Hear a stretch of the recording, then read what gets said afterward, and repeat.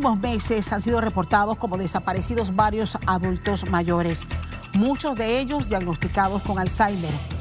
Pero también hay alertas ante el maltrato de algunos adultos mayores en manos de sus cuidadores y tristemente muchos en manos de su propia familia.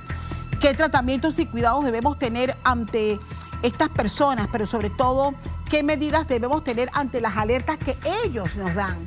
Quiero agradecerle esta mañana al doctor José Morales, él es geriatra, también es subdirector clínico del Complejo Metropolitano de la Caja de Seguro Social. Es Josué, doctor. Josué. Doctor, muchísimas gracias por acompañarnos. Viene un tema que decíamos esta semana cuando revisamos la cantidad de casos que tenemos, al menos 2 casos de adultos mayores perdidos. Uno perdido en Cerro Azul, la búsqueda continúa, y otro que conocimos ayer que salió de su cita médica por una puerta donde no estaba su familiar esperándolo, y de eso ha transcurrido ya un mes prácticamente. ¿Cuán recurrente es la cantidad de pacientes en adultos mayores con Alzheimer que ustedes han estado atendiendo en la Caja del Seguro Social? ¿Cuánto ha aumentado la cantidad de pacientes con este diagnóstico? Ok, si bien es cierto el deterioro neurocognitivo, el Alzheimer, puede ser un factor de riesgo para el maltrato psicológico, económico y físico, no es el único. Nosotros podemos tener en las poblaciones adultas mayores a las edades de 80 años casi el 40% con deterioro cognitivo. Esto lo hace vulnerable al abuso físico y económico, aunque no es la única razón. Esto del maltrato del adulto mayor habla mucho del tipo de sociedad que tenemos. Es realmente una bandera roja de lo que pasa en nuestro día a día en nuestra sociedad panameña. ¿Cuáles son las alertas de una persona que empieza a tener este tipo de problemas? Problemas de memoria. De memoria. Ok, nosotros tenemos áreas en el cerebro que se dedican a que usted pueda hacer actividades en el día. Se llama áreas cognitivas, funciones cognitivas. La memoria es la más común, la que usualmente la gente asocia al Alzheimer. Pero ejemplo, ejecutar una tarea como vestirse o acicalarse es una función ejecutiva. Tiene que ver con el Alzheimer también. La memoria usualmente tiende a ser un poquito más tardía. Nosotros utilizamos un elemento que se llama actividades instrumentales de la vida diaria. Ya cuando el adulto mayor no puede hacer un mandado en la tienda, no puede usar el transporte, el adulto mayor no puede manejar su economía, no puede hacer un supermercado, ahí hay alertas de que el funcionamiento cerebral está siendo afectado, ya sea por una enfermedad o por el tiempo. Antes creíamos que solo era la memoria, y eso es tardío. Ya cuando se afecta la memoria, las funciones adicionales, como las visoespaciales, que las hacemos para manejar o para ejecutar labores como agarrar una taza, se afectan. Sobre todo porque son más complejas. Ejemplo, entre todas las que se afectan, el baño es el más complicado de todas las funciones del autocuidado. Se afecta primero el baño.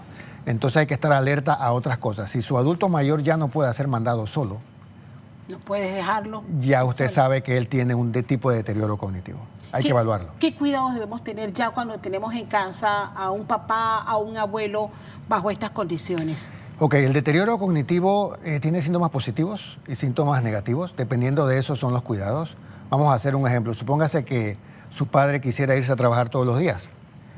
Usted tiene que cambiar las cerraduras de sitio, tiene que cambiar las maneras usuales de abrir las puertas. O sea, tiene que, como el cerebro recuerda lo más antiguo y no aprende cosas nuevas, si usted cambia la forma de ejecutar las actividades en la casa, él no la puede aprender, así que no va a poder ejecutar la salida de la casa.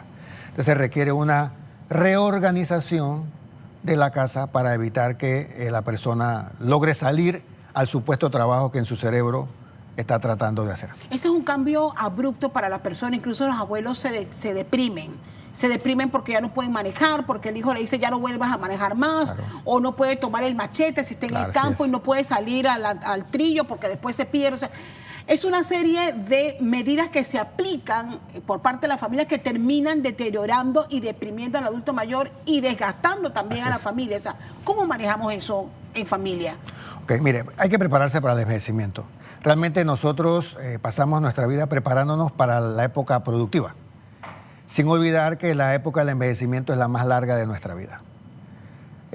Vamos a pasar más tiempo, aquellos que llegan a ser adultos mayores, siendo adultos mayores, que lo que pasaron siendo trabajadores. Así es. De hecho, ese es el problema de las pensiones. Correcto. Entonces, si tú no preparas tu propia concepción de lo que va a ser tu paradigma de pérdida en algunas cosas, que es el envejecimiento, y preparas a tus hijos, conviertes algo tan natural como el envejecimiento en una crisis. Uno debe prepararse económicamente, debe prepararse con una adecuada red social y debe preparar a sus hijos dándole sus voluntades anticipadas. Es decir, ¿qué quisiera yo que usted salvaguarde de mí y en qué forma quiere que se tomen esas decisiones? Ejemplo, yo puedo decidir de antemano que mis hijos me coloquen en un residencial y le puedo decir cuál residencial y de qué manera quiero que verifiquen que mis cuidados se hagan bien. O también puedo decidir de antemano qué hacer ante determinada enfermedad para evitar los conflictos de los hijos en qué hacer o no con su familiar y así. Realmente el envejecimiento es una preparación a tiempo. Nosotros, no está tan consciente dentro de nosotros que vamos a envejecer.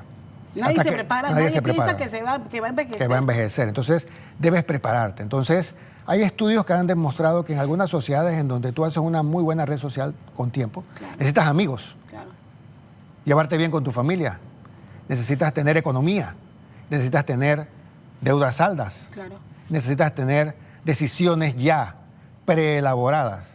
Ejemplo, si a mí me da un evento cerebrovascular que yo quedo, que no puedo tragar, que no puedo y no puedo y no puedo, mire, esto es lo que yo quiero que usted haga en esa condición conmigo. Usted empezó la conversación, doctor, señalando de que esos cambios que empiezan a sufrir nuestros adultos mayores los hacen más vulnerables. Correcto. Los hace más vulnerables a eventos tan tristes como que se salgan de su casa y se pierdan y no los vuelvan a encontrar. Y en el peor de los casos que han sido encontrados muertos. Pero también los hace vulnerables ante el abuso de su propia familia. Y hablamos ya entonces del maltrato. Porque tú le confías, tu papá o tu abuelo, a tu tía o a tu hermano o a algún otro familiar, y hay alertas de que ese adulto está siendo maltratado, pero la gente, no sé si es que no nos percatamos o entramos en un proceso de negación.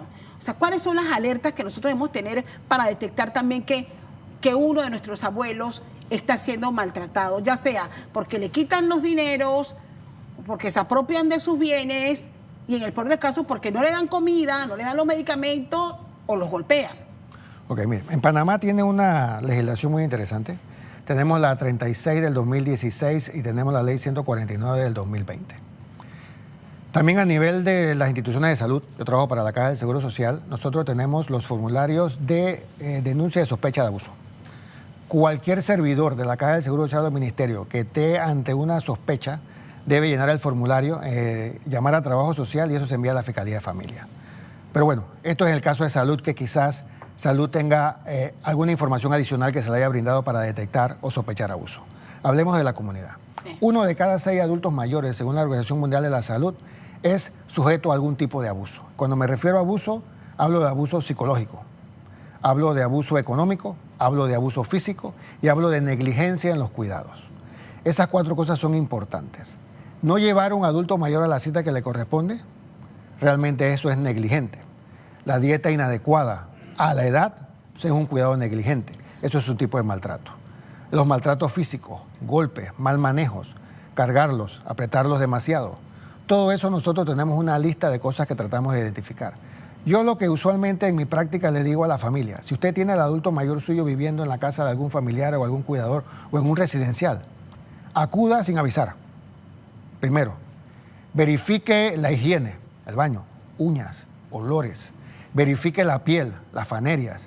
Recuerde que el hecho que yo sea un adulto mayor no quiere decir que no me voy a cortar el cabello, no me lo voy a limpiar, no me lo voy a acicalar. El ser humano tiende a ser muy cuidadoso con su aspecto personal y usted se encuentra estos adultos mayores que tienen años, semanas que nadie le hace un peinado. Miren, es tan sencillo, una de mis grandes maestras de la geriatría decía, ¿por qué no podemos permitir que le hagan un blower o un tinte a una abuela que quiera en el hospital? Claro. Ve, entonces hasta los mismos sistemas de salud con estas normas restrictivas generan este tipo de malos tratos, porque a veces no es malos tratos a los adultos mayores. Pero lo más importante es que uno debe considerar malos tratos muy similar a lo que considera usted a su edad y lo que considero yo a mi edad. Mire, no me hables así en ese tono, no me infantilices, no me hables como si fuera un bebé. Tengo 80 años, pero yo estoy cognitivamente intacto, no infantilices la conversación conmigo. Pero es que hay hijos que le cortan todo a los papás. Pero por eso nosotros cuando tenemos la entrevista tenemos que decirle, señor, yo quiero entrevistarle a usted solo, quiero conversar con usted sin su hijo. Otro punto de lo que usted habló, usualmente yo en la consulta de la Caja de Seguro Social, hay adultos mayores en donde yo recomiendo que la visita sea acompañada. Okay. Yo digo, usted si viene a cita conmigo, usted entra con un familiar y usted se va con un familiar o cuidador. Porque hay adultos mayores que también ellos sobrevaloran su capacidad. Y es decir, yo quiero entrar solo a hablar con el médico. ¿A qué edad se tiene que empezar a ir a un geriatra? Le preguntaba yo fuera de entrevista. Panamá es interesante. 65 años es el cálculo aproximado.